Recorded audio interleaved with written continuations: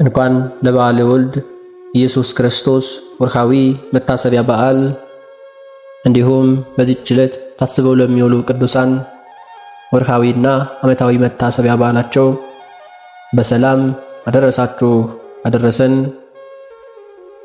የተከበራችሁ የልዑል እግዚአብሔር ቤተሰቦች፣ የእናታችን የቅድስት ድንግል ማርያም የአስራት ያደራ ልጆች፣ የቅዱሳን መላእክት፣ የቅዱሳን ጻድቃን፣ የቅዱሳን ሰማዕታት ወዳጆች፣ ከዚህ በመቀጠል በጥቅምት ወር የሚነበበውን የጌታችን የመድኃኒታችን ኢየሱስ ክርስቶስ የበዓለ ወልድን የልደቱን ነገር የሚናገር መጽሐፈ ሜላድ የተሰኘውን ድርሳን እናሰማለን። በስመ አብ ወወልድ ወመንፈስ ቅዱስ አሐዱ አምላክ አሜን። አንድ አምላክ በሆነ በአብና በወልድ በመንፈስ ቅዱስ ስም በቅድስት ሥላሴ እያመንሁና እየተማጸንሁ በዚች በእናቴ በቅድስት ቤተ ክርስቲያን ፊት ቆሜ ጠላቴን ሰይጣን እክዳለሁ። ለዚህም ምስክር የማርያም ናት ለዘላለሙ አሜን። በጌታችንና አምላካችን መድኃኒታችንም ኢየሱስ ክርስቶስ በወርሃ ጥቅምት 19 የበዓለ ልደቱ መታሰቢያ ቀን የሚነበብ መጽሐፈ ሜላድ የተሰኘው ድርሳን ነው።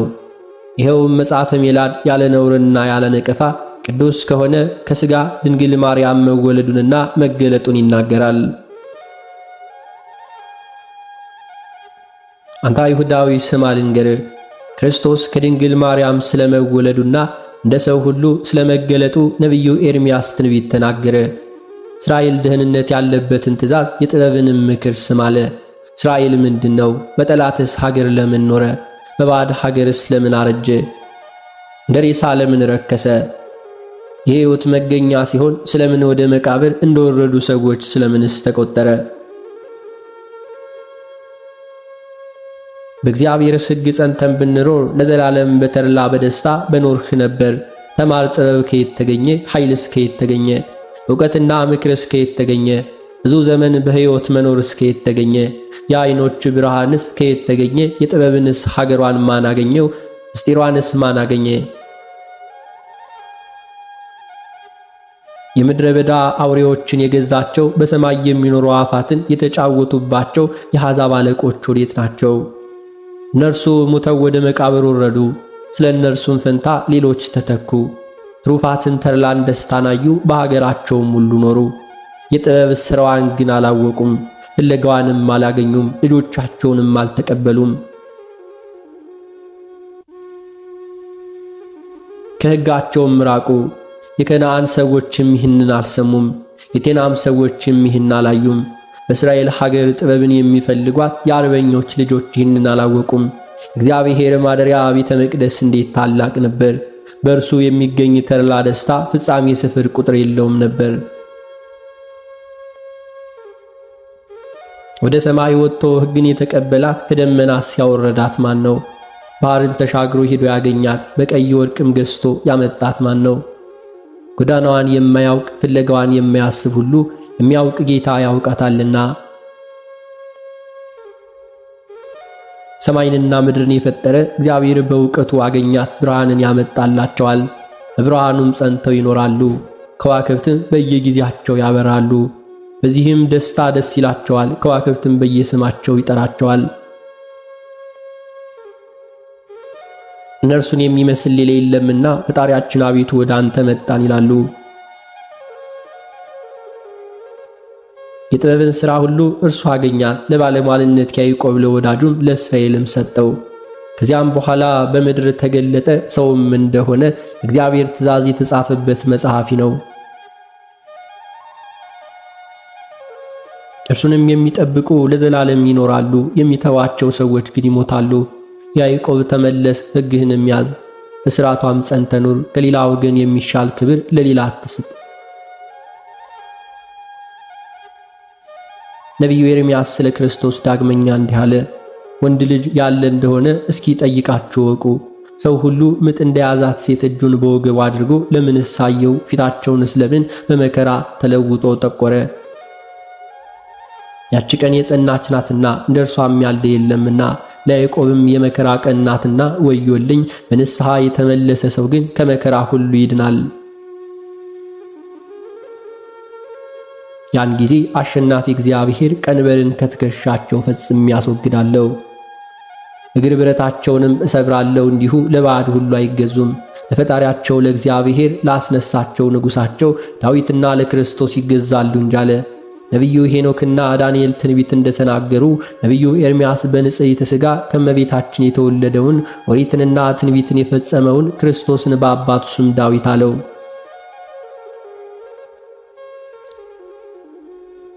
ነቢዩ ሕዝቅኤልም ስለ ኢየሱስ ክርስቶስ ዳግመኛ በትንቢቱ እግዚአብሔር አንተ የሰው ልጅ አንተ በትርን አንሳ፣ በእርሱም አንድ ሆነ የሚከራከሩትም የ10ሩን ነገዱ ልጆችና 2ቱን ነገድ ጻፍ። አንተ ሌላ በትርን አምጥተ በዮሴፍ ፈንታ ነገድ ኤፍሬምን ጻፍ፣ በእርሱ ዘንድም የተጨመሩ የእስራኤልም ልጆችን ሁሉ ጻፍ። ሁለቱንም እንደ አንድ አድርጋ አስረ አንዲት በትርንም አድርጋቸውና በእጅ ተይዘው ይኑሩ።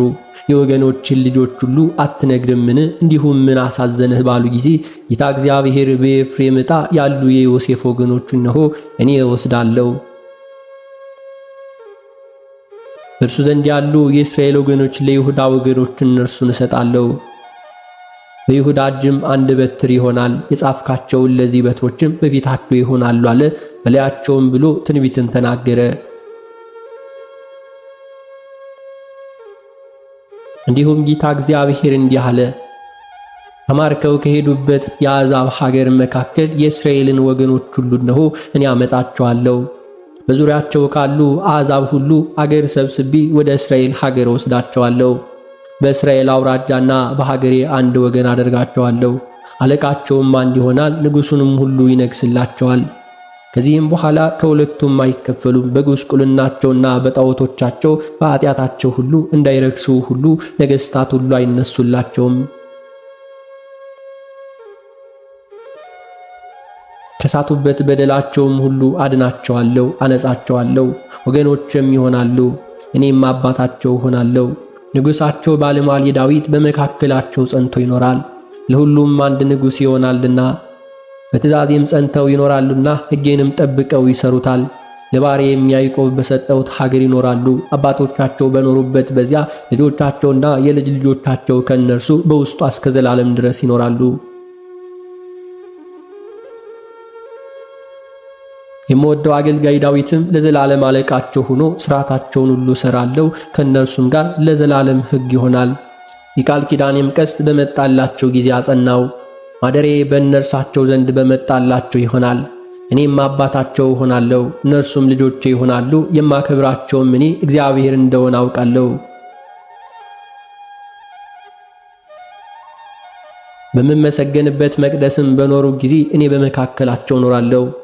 አንተ ርጉም አይሁዳዊ፣ ሁለቱ ነቢያት ኤርምያስና ሕዝቅኤል የክብር ባለቤት ክርስቶስን በአባቱ ስም ዳዊት እንዳሉት ሁሉ በትንቢት ቃል እንደተባበሩ ስማ ልንገርህ።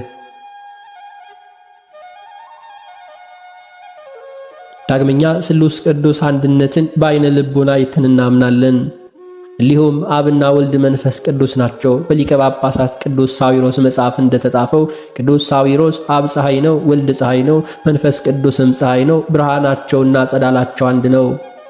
ለአብ ለወልድና ለመንፈስ ቅዱስ ልባቸው አንድ ነው፣ ያስቡበታል። ወልድም ለአብና ለመንፈስ ቅዱስ ቃላቸው ነው፣ ይናገሩበታል። መንፈስ ቅዱስም ለአብና ለወልድ ሕይወታቸው ነው፣ ይኖሩበታል።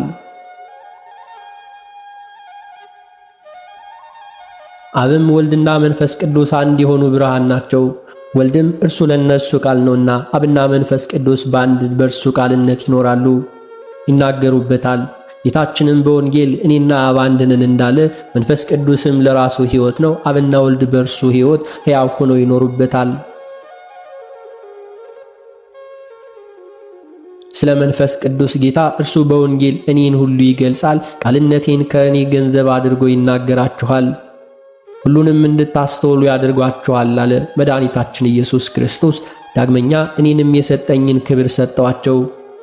እኛ አንድ እንደሆን ሁሉ እነርሱም አንድ ይሆኑ ዘንድ እኔ በእነርሱ እኖራለሁ፣ እናንተም በእኔ በአንድ ፍጹማን ይሆኑ ዘንድ አለ።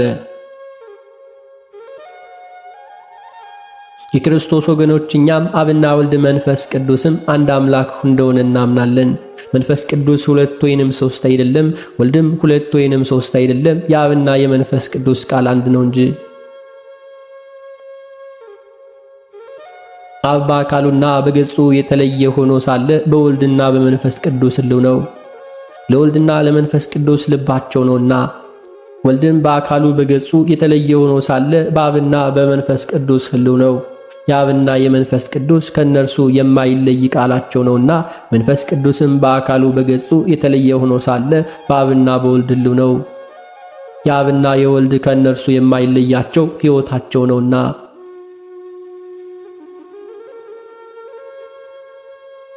አብና ወልድ መንፈስ ቅዱስ መለኮታቸውም ግዛታቸውም መንግስታቸውም ስልጣናቸውም አንድ ነው። ጌታችን ለጸሐፊ ሀገር አምላክ እግዚአብሔር አንድ ነው ብሎ እንዳስተማረ እኛም አብና ወልድ መንፈስ ቅዱስ አንድ አምላክ አንድ እግዚአብሔር እንደሆኑ እናምናለን፣ እንሰግዳለን። አብ በአካል በገጽ በመልክ ፍጹም ነው። ወልድም በአካል በገጽ በመልኩ ፍጹም ነው። መንፈስ ቅዱስም በአካል በገጽ በመልኩ ፍጹም ነው። እንደዚሁም ባለ እምነት አንድ ሲሆን ሶስት ሲሆን አንድ ለሆነ ለአብና ለወልድ ለመንፈስ ቅዱስ እንሰግዳለን። ስለ መንፈስ ቅዱስም ጌታችን ለአባቶቻችን ሐዋርያት ከአብ የሰረጸ ጰራቅሊጦስን እልክላችኋለሁ አላቸው። ካለውም ያው በአካሉ በገጹና በመልኩ ልዩ ስለሆነ ነው። በእውነት መንፈስ ቅዱስ በአካል በገጽና በመልክ ከአብና ከወልድ ልዩ ነው። በእውነት አብ በአካል በገጽና በመልክ ከወልድና ከመንፈስ ቅዱስ ልዩ ነው። በእውነት ወልድ በአካልና በገጽ በመልክ ከአብና ከመንፈስ ቅዱስ ልዩ ነው። አብ አንድ ነው፣ ወልድ አንድ ነው፣ መንፈስ ቅዱስም አንድ ነው። ሥላሴ የመመኪያችን ዘውድ ነው። ሥላሴ የክብራችን ልብስ ነው። ሥላሴ የጦርነት ልብሳችን ነው። ሥላሴ በጠላታችን ላይ የአሸናፊነት ሰይፍ ነው። ሥላሴ ለወገባችን የኃይል ትጥቅ ነው። ሥላሴ በፊታችን መመኪያ ጋሻ ነው። ሥላሴ ለእግሮቻችን ከመሰናክል የሚታደግ የብርሃን ጫማ ነው። በሥላሴ ፊት ተጠግተን እንመሽጋለን። በሥላሴ አንባ ላይ ተቀምጠን ከጠላታችን እንሰወራለን። በሥላሴ አንባ ላይ ከሰማይ ከይሲ ሰይጣን ጠላትነት እንድናለን። በስሉስ ቅዱስ ክንፈ ረድኤት ስንጠለል የእግዚአብሔር መልአክ በዙሪያችን ይከማቻል።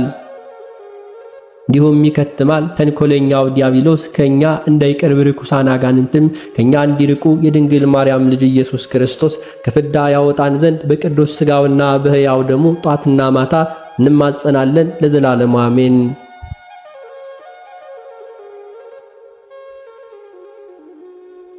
አንተ ክርስቲያናዊ ሰው ሆይ አንተ ግን ወልድ ሶስት ነው አትበል፣ መንፈስ ቅዱስም ሶስት ነው አትበል። ነቢያት በኦሪት ሐዋርያት በወንጌል ያላስተማሩህን ሌላ የፈጠራ ሃይማኖትንም ፈጥራ አትጠራጠር። ኦሪት እግዚአብሔር በመጀመሪያ ሰማይና ምድርን ፈጠረ፣ ምድርም ባዶ ነበረች፣ አትታይም ነበር፣ የተዘጋጀችም አልነበረችም። ጨለማም በውሃ ላይ ነበረ፣ የእግዚአብሔር መንፈስ በውሃ ላይ ይሰፍ ነበር ትላለችና።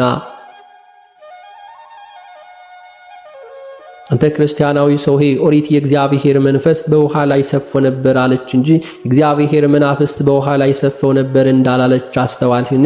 መንፈስ ቅዱስ ሁለት ወይንም ሶስት አይደለም። የአብና የወልድ መንፈስ ቅዱስ ጰራቅሊጦስ አንድ ነው እንጂ። አንተ ከዳተኛ ሰው ዳግመኛ ኦሪት እንዲህ ትላለች፣ ስማ ልንገርህ።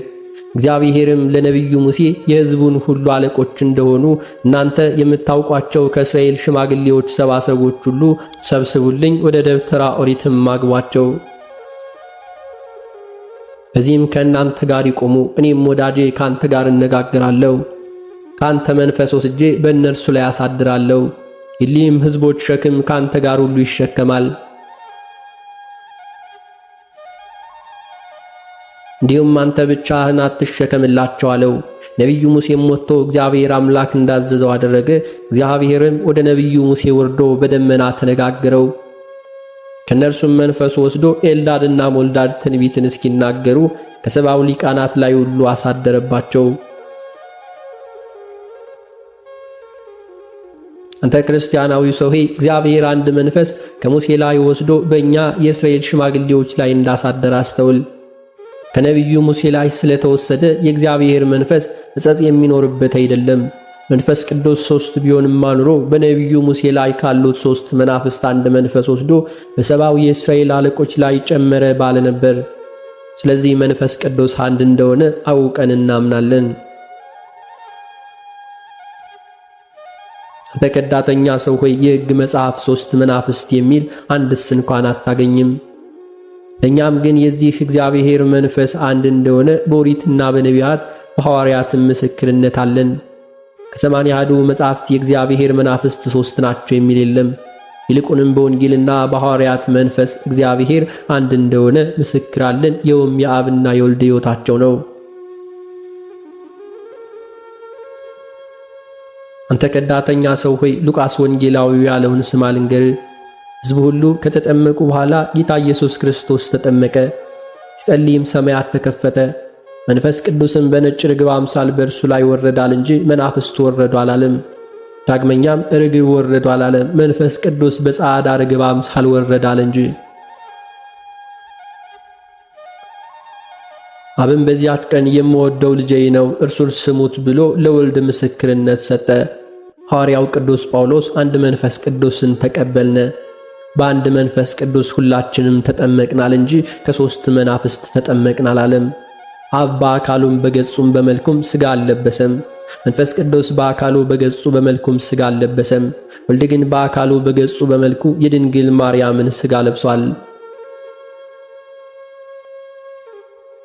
መድኃኒታችን ኢየሱስ ክርስቶስ በመንፈስ ቅዱስ ከድንግል ማርያም ፈጽሞ ሰው ሆነ።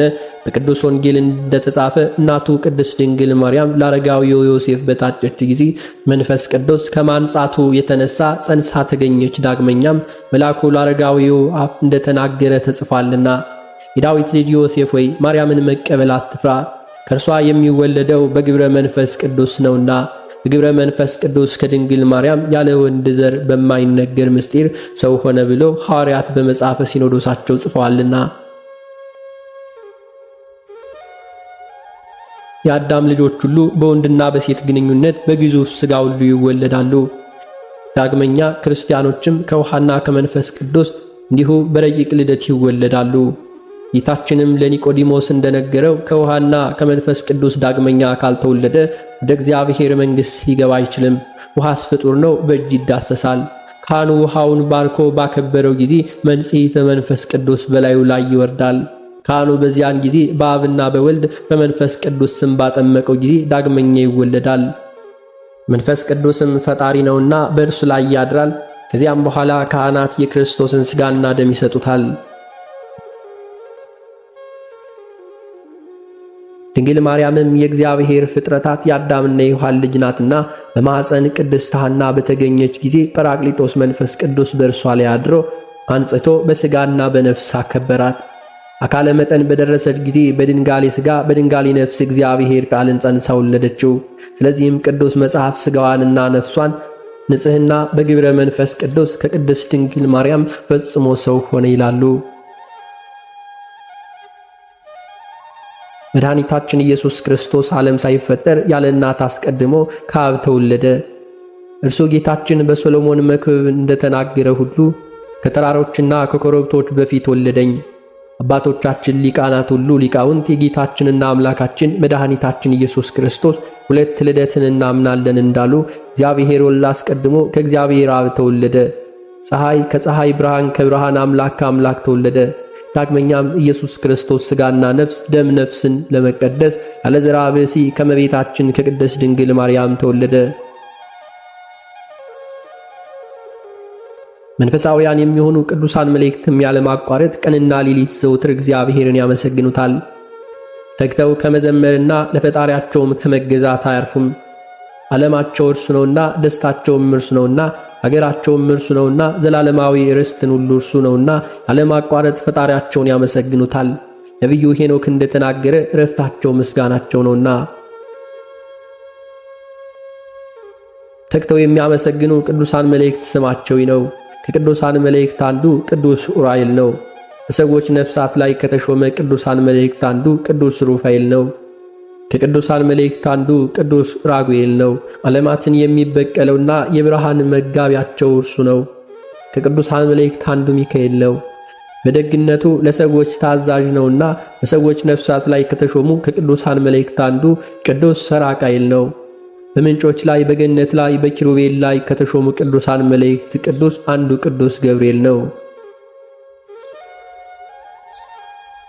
ነቢዩ ሄኖክ ዳግመኛ ብሉየ መዋዕል እያየው ልብሱ እንደ በረዶ ነጭ ነው፣ የራሱ ጸጉርም እንደ ባዘቶ ነው። በዙሪያው ሱራፌልና ኪሩቤል ከበውት ይቆማሉ። እሊያውም የማያንቀላፉ ናቸው። የመናፍስትን ጌታ ዙፋን የሚጠብቁ ስፍር ቁጥር የሌላቸው የብዙ የሚሆኑ መላእክት ያንን ከበው ያለማቋረጥ የመናፍስትን ጌታ ያመሰግኑታል አለ። መጽሐፈ ኩፋሌ ስለ ቅዱሳን መላእክት መልክ ገጽም በእግዚአብሔር ቃል ነቢዩ ሙሴን እግዚአብሔር አምላክ በመጀመሪያይቱ ቀን በላዩ ላይ ሰማያትን ፈጥሯልና ምድርንም ውሃውንም በፊቱ የሚያገለግለውን ፍጥረታት ሁሉ ፈጥሯልና በስድስተኛውም ቀን ፍጥረታቱን ሁሉ ፈጥሮ እንደጨረሰ ፍጥረታትን ነገር ሁሉ ጻፈ። በሰባተኛይቱም ቀን እንዳረፈ እንዲሁም ከዕለታት ሁሉ ለይቶ እንዳከበራት ጻፈ አለው። መላእክተ ገጽም የሚያመሰግኑት መላእክትም ከእሳት አካል ሁሉ የተሾመ መላእክትንም በነፋስ አካላት ላይ የተሾሙ መላእክትም በደመና አካላት ላይ በጨለማ ላይ ሙሉ የተሾሙ መላእክትም በበረድና በውርጭ አካል ላይ የተሾሙ በመብረቅ ላይ የተሾሙ መላእክትም በውሃ ላይ የተሾሙ መላእክትም በነጎድጓድና በመብረቅ ላይ የተሾሙ መላእክትም በነፋሳት ላይ በቁርና በውርጭ ላይ በክረምትና በመጻው በጸደይም በበጋም በሰማይና በምድር ባሉ ነፍሳት ሁሉ ላይ የተሾሙ መላእክትም በወንዝ ሁሉ በጨለማና በብርሃን በንጋትና በምሽት በባሕሪ ዕውቀት ባዘጋጀው ላይ የተሾሙ መላእክትን ፈጥሯልና ያን ጊዜ ሥራውን አይተው የሥራውን ሁሉ ነገር ፈጽመው አመስግነዋል። ቅዱሳን መላእክት ትጉሃን ናቸው፣ ከምስጋናና ከተልእኮ አያርፉምና። እግዚአብሔር ተላላኪዎች ናቸውና ልዑልም ወደ ወደደው ሰዎችን ይጠብቋቸው ዘንድ ይልካቸዋል። በጎም ቢሆን ክፉ ሥራም ቢሆን ያሳርጉ ዘንድም ጌታችን በወንጌል እንደተናገረ ከታናናሾቹስ አንዱንስ እንኳን እንዳታቃልሉ ወቁ፣ ጠባቂዎቻቸው መላእክት ዘውትር የአባቴን ፊት እንደሚያዩ እውነት እላችኋለሁ። መጽሐፈ መቃቢስም አንድ ሰው ሁለት ጠባቂዎች መላእክት እንዳሉ ታየው። አንዱ መልአክ የሌሊት ሥራውን ሁሉ ያሳርጋል፣ ሁለተኛው መልአክ ደግሞ በጎውን ሁሉ ክፉንም ሁሉ ሰውን ሁሉ ቀኑንም የሠራውን ሥራ ያሳርጋል። ነቢዩ ሄኖክ እንደተናገረም የዝናማት መላእክት በክረምት ጊዜ ውኆችን በደመናት ላይ አውጥተው ልዑል ወደ ወደደው ምድር ላይ ያዘንሟቸዋል። ቅዱስ ዮሐንስ ሀበው ቀለምሲስም ሊቃናት አሸናፊ እግዚአብሔር የአማልክት አምላክ ነውና ያለው እርሱ ነው። ቀንም ሌሊትም ቅዱስ ቅዱስ ቅዱስ እያሉ እረፍት የላቸውም። መጽሐፈ ኩፋሌ መልአከ ገጽ ያለውን ዓለሙን ሁሉ ቃሉንም የፈጠረው ወልደ እግዚአብሔር ነው። ስለ ተልእኮም መልአክም ስለ ትምህርቱም ሐዋርያ ይባላል እንዳለ ቅዱስ ዮሐንስ አፈወርቅም መላእክት ግን ወደ ደጋጎች ነቢያትና ልዑካን ሐዋርያት የሚላኩ ሰማዕታትና ጻድቃንም ሁሉ እየተላላኩ የሚያገለግሉ ናቸው። ቅዱስ ጳውሎስ እንደተናገረ የዘላለም ሕይወትን ሁሉ የወርሱ ዘንድ ወዳላቸው ሰዎችም ጠላቶችህን ከእግር በታች እስካስገዛል ድረስ በቀኜ ተቀመጥ፣ ከመላእክትም ወገን ለማን ነው አለ። መላእክትም ሁላቸው ረቂቃን ናቸው፣ የሚላላኩ አይደሉም። ኦሪት ዘልደትም ስለ እግዚአብሔር ስለ አካል ሦስትነትና ስለ መለኮት አንድነት እንዲህ ትላለች። አብርሃም 3 ሰዎችን አየ፣ ሊቀበላቸውም ሁሉ ፈጥኖ ሄደ፣ ሰገደላቸውም። በፊት ባለሟልነትስ ሁሉ ካገኘው ከባሪያ ሁሉ አትለፍ፣ ውሃንም አምጥተህ እግራቸውንም እጠባቸው፣ በዛፍ ጥላ ስርም ታርፉ ዘንድ አላቸው። እግዚአብሔርም ለአብርሃም እንደ ዛሬው ሁሉ የዛሬው ዓመት ወደ አንተ እመለሳለሁ፣ ሚስትህም ሳራ ወንድ ልጅ ትወልዳለች አለው። አንተ ክርስቲያናዊ ሰው ሆይ የአካል ሦስትነትን ያስረዳ ዘንድ አንድ ጊዜ በሦስት ሰው አምሳል እንደሚናገር በሌላ ጊዜም መለኮት አንድነት ሁሉ ያስረዳ ዘንድ እንደ ሰው ሁሉ የሚናገርህን አስተውለህን? በእውነትም በወልደ እግዚአብሔር ወደ አብርሃም ድንኳን ገባ።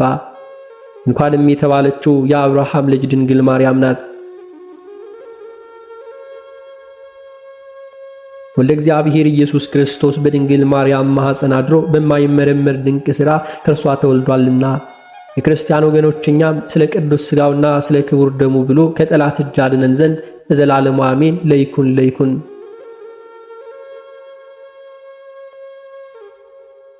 በስመ አብ ወወልድ ወመንፈስ ቅዱስ አሐዱ አምላክ።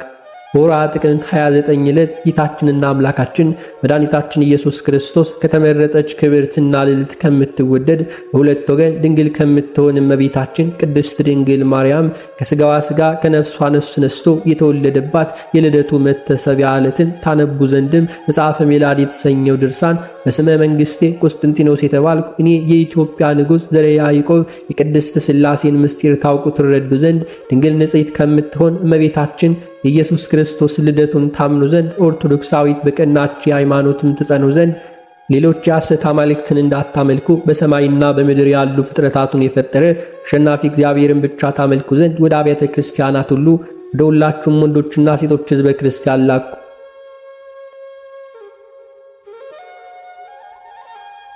እናንተም ሁላችሁ ጳጳሳት፣ ቀሳውስትና ዲያቆናት፣ የተመረጣችሁላችሁ መነኮሳት የነቢያትን ምሳሌ ትንቢትን፣ የሐዋርያትን እውነተኛ ትምህርትን፣ የ318ቱ ኤጲስቆጶሳት የሃይማኖትን ትምህርት ለወንዶችና ለሴቶች ለሕዝበ ክርስቲያን ሁሉ በኦርቶዶክሳዊት ሃይማኖት ጸንተው ሁላቸው ወንዶችና ሴቶች በንር ክብርት እመቤታችን አማላጅነት ማጸኑ ዘንድ በአሸናፊ እግዚአብሔር እናት እመቤታችን ስልፍ ይሰግዱ ዘንድ ለዕፀ ሕይወት የክርስቶስ ቅዱስ መስቀልም ክብር ሰጥተው ይሰግዱ ዘንድ ለሁላቸው ሊቃነ መላእክትና ጻድቃን ለሰማዕታት የማረጋቸው የአማላጅነት ክብር ይሰጧቸው ዘንድ አስተምሯቸው። ጣዖት አምላኪዎችን አጥፍተን ለቅድስት ቤተ ክርስቲያን ሁሉ አንሰግድም፣ ለዕፀ ሕይወት ለዕፀ መድኃኒት የክርስቶስ መስቀልም አክብሮት አንሰጥም የሚሉ ንስጥሮሳውያን መናፍቃንን አውግዘን እንለያቸው ዘንድ በኦርቶዶክሳዊት መንበረ መንግሥት እግዚአብሔር እኛን አንግሶናልና። የቅድስት ቤተ ክርስቲያን ልጆች እኛ ግን ቅዱስ ዳዊት በመቅደሱ ዙሪያ እግዚአብሔር ስገዱ ብሎ እንደተናገረ ሁሉ 3 ጊዜ ለአብና ለወልድ ለመንፈስ ቅዱስም አንዲት ስግደት እንሰግዳለን። ዳግመኛም አምላክን ለወለደች እመቤታችን ቅድስት ድንግል ማርያም የአክብሮት ስግደት እንሰግዳለን። እንደ ቅዱስ ገብርኤልና እንደ ንዑድ ክብርት ቅድስት ኤልሳቤጥ ለንጽሕት ድንግል ማርያም ክብርና ለአሸናፊ ልጅ ክብርን ሁሉ ሰጠን።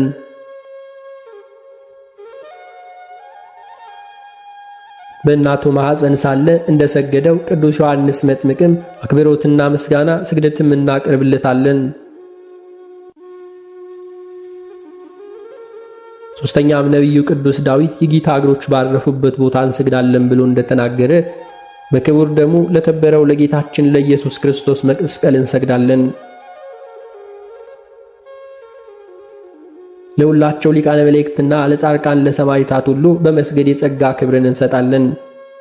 ሊቀ መሳፍንት ኢያሱ በአሸናፊ እግዚአብሔር በመልአክ ኃይሉ ፊት እንደሰገደ መስፍኑ አብዮድም ለሊቀ ነቢያት ኤልያስ እንደሰገደ ስመ መንግሥቴ ቆስጠንጢኖስ የተባልኩ እኔ የኢትዮጵያ ንጉሥ ዘርዓ ያዕቆብ ለንጽሕት እመቤታችን ቅድስት ድንግል ማርያምና ለዕፀ ሕይወት ቅዱስ መስቀል የአክብሮት ምስጋናና ስግደት የማቀርብ ሁላችሁ ከኦርቶዶክሳዊት ቅድስት ቤተ ክርስቲያን ተወግዞ ይለይ ዘንድ አዘዙ።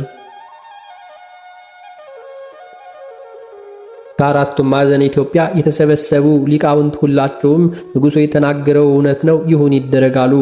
አምላከ ምሕረት ጌታችን እግዚአብሔር ወልድን በዚች የዳግም ምጽአት ዕለት ስለ ሳሊተ ምሕረት እናቱ ድንግል ማርያም ስለ ወዳጆቹ ጻድቃን ሰማዕታት ሁሉ ይህንንም ብሎ ይቅር ይበለን፣ ሰማያዊና ዘላለማዊ መንግሥቱን ያውርሰን ለዘላለሙ አሜን። ለይኩን ለይኩን።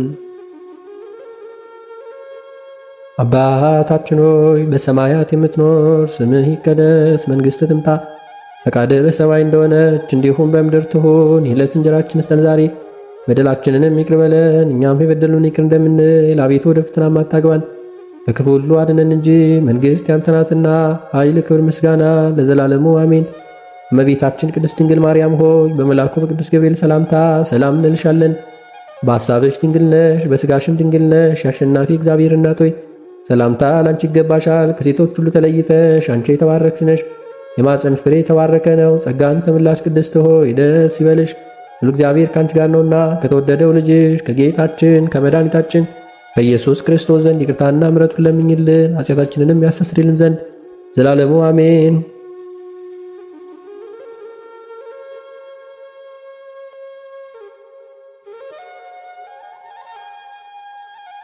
የተከበራችሁ የልዑል እግዚአብሔር ቤተሰቦች ከዚህ በመቀጠል በጥቅምት 29 ቀን የሚነበበውን ስንክሳር እናሰማለን።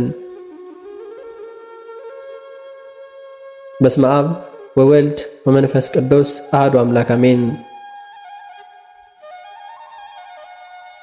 አንድ አምላክ በሚሆን በአብ በወልድ በመንፈስ ቅዱስ ስም ጥቅምት 29 በዚህች ቀን የጌታችን የኢየሱስ ክርስቶስ ከእመቤታችን ከቅድስት ድንግል ማርያም የተወለደበት የልደቱ መታሰቢያ በዓል ነው።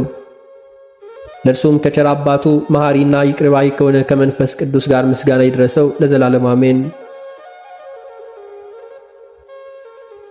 በዚህችም ቀን በከሃዲው ንጉሥ በመክስሚያኖስ ዘመን ቅዱስ ዲሜጥሮስ በሰማዕትነት አረፈ። ይህም ቅዱስ ከተሰሎንቄ ሀገር ነው። የከበረች ቤተ ክርስቲያንን ትምህርትንም ተምሮ በቀናች ሃይማኖት ጸና፣ ሕዝቡንም የሚያስተምር ሆነ። ክብር ይግባውና የጌታችን የኢየሱስ ክርስቶስ ሃይማኖትን በመስበክ ብዙዎችን ከስህተታቸው መለሳቸው። ስለዚህም በከሃዲው ንጉሥ ዘንድ ወነጀሉት።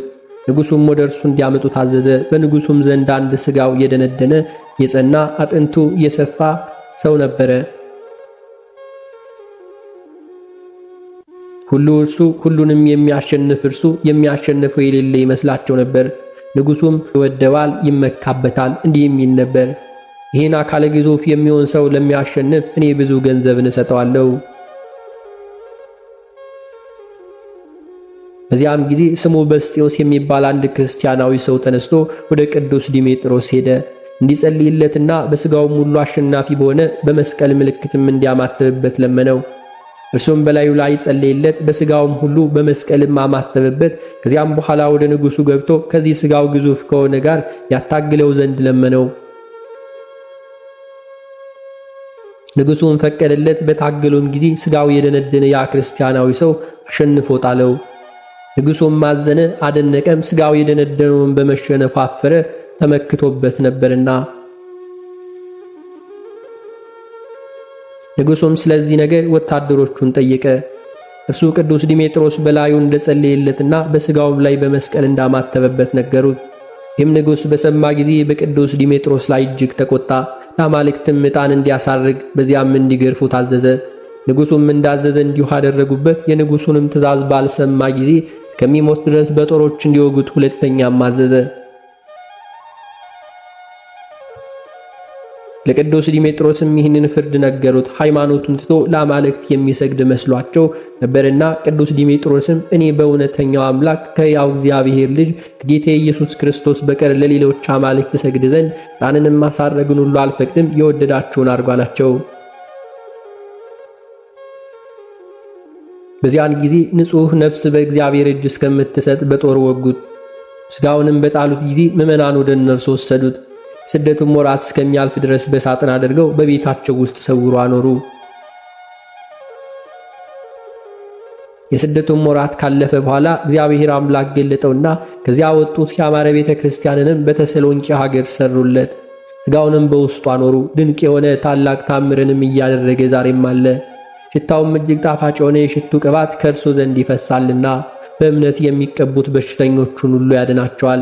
ይልቁንም በዕረፍቱ መታሰቢያ ቀን ከሌሎች ዕለታት ለይቶ በብዛት ይፈውሳል። ከአውራጃዎች ሁሉ ሕዝቦችም ሰዎች ይመጣሉ። ከዚያም ቅባት ወስደው በማሰሯቸው ያደርጋሉ። ይህቹም ምልክት እስከ ዓለም ፍጻሜ በመኖር እንደምትገኝ ደጋጎች ካህናት ምስክሮች ሆኑ። ለእግዚአብሔር ምስጋና ይሁን። እኛንም በዚህ ሰማዕት ጸሎት ይማረን፣ በረከቱም ከኛ ጋር ትኖር ለዘላለም አሜን።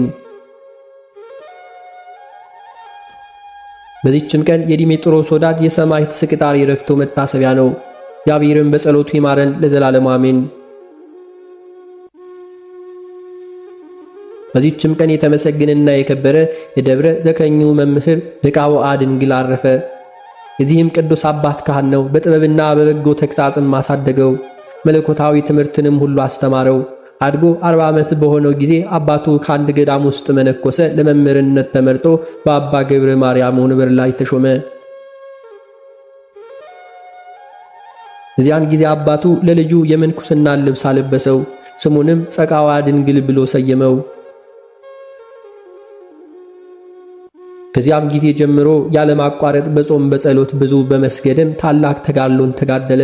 ከዚህም በኋላ አባቱ ባረፈ ጊዜ በአባቱ ፈንታ ተሾሞ መንጋዎችን እንደ ሐዋርያት ሥርዓት በመልካም አጠባበቅ ጠበቃቸው። በሌሊቱም ሁሉ በባህር ውስጥ ቆሞ ያድራል። ከባህር ውስጥም ሲወጣ ወዙ በምድር ላይ እስከሚንጠፈጠፍ ድረስ ስግደትን ያዘወትራል።